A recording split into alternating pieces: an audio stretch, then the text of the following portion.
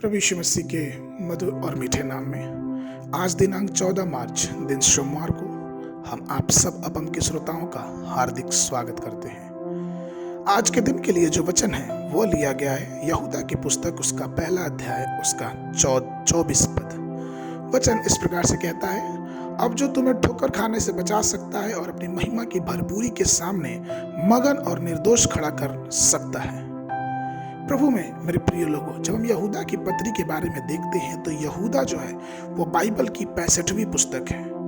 Bible में कुल 66 पुस्तकें हैं, लेकिन ये जो पत्री है वो एक सामान्य रूप से एक पत्र है जिसमें सिर्फ और सिर्फ एक अध्याय लिखा गया है। लेकिन इस एक अध्याय में अगर हम बहुत ध्यान से इसको पढ़ने की कोशिश करेंगे, आत्मिक ध्यान लगा के, तो हमें आपको ये ज्ञात होगा कि ये पुस्तक हमें आत्मिक जीवन में ठोकर खाने से बचाने के हर प्रकार से उपाय बताता है। वो ये बताता है कि आप किस प्रकार से अपने आत्मिक जीवन में ठोकर खाने से बचे रहेंगे। एक जगह है वलपाई जहाँ पे हाई फॉरेस्ट एवरेस्ट नाम का एक चाय की बागान है, और जब आप वहां जाएंगे तो वहां से थोड़ी दूरी पे एक चट्टान है जिसका नाम है नंबर रॉक। और वो जो चट्टान है वो जमीन के स्तर से बहुत ऊंचा है, और जब कोई उस चट्टान पे जाके खड़ा होता है तो जब वहां से वो धरती को देखता है या फिर अपने नीचे देखता है तो उसे ऐसा लगता है कि वो बहुत ऊपर खड़ा है और सब चीजें उसे बहुत छोटी लगती हैं। लेकिन अगर वहां से कोई नीचे गिरेगा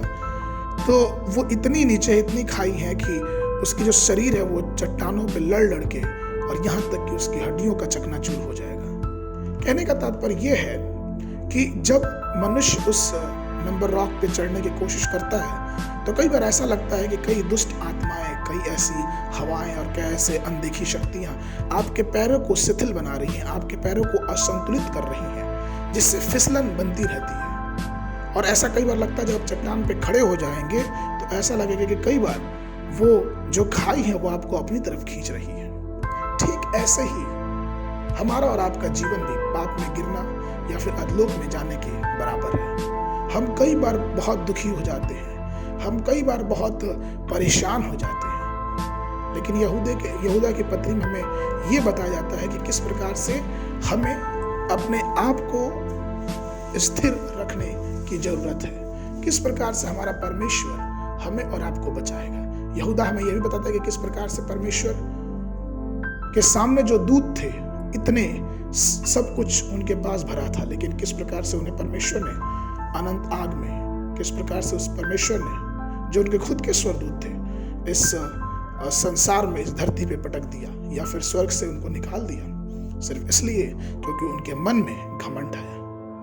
प्रभु मेरे प्रिय लोग, आइए अपने जीवन में सही रास्ते का चुनाव करें और उस परमेश्वर से हमेशा प्रार्थना करते रहें जो परमेश्वर हमें इस अनजाने रास्ते से ठोकर खाने से बचा सकता है। हमारा परमेश्वर का हाथ बहुत शक्तिशाली है जो हमें गिरने से हमें थामे रखता है, हमारे पैरों को फिसलने से वो हमें बचाए रखता है, और वो हमसे कहता है कि तुम धीरज धरो क्योंकि मैं तुम्हारे साथ हूं। सो परमेश्वर के लोगों, यह सुनिश्चित कर लें कि हम और आप परमेश्वर की कृपा के साथ आगे बढ़ते रहें। हमें सुनिश्चित कर लें कि हमारा जो जीवन है वो परमेश्वर में और भी मजबूती से आगे बढ़ता जाए, क्योंकि निश्चय हमारा परमेश्वर हमें कभी गिरने नहीं देगा, लेकिन हमें संभाले रखेगा।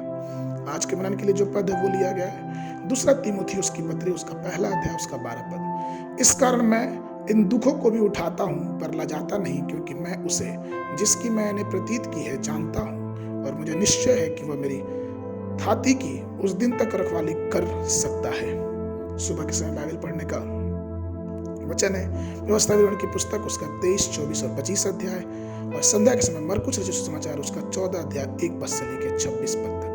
परमेश्वर आप सबको आशीष देवे।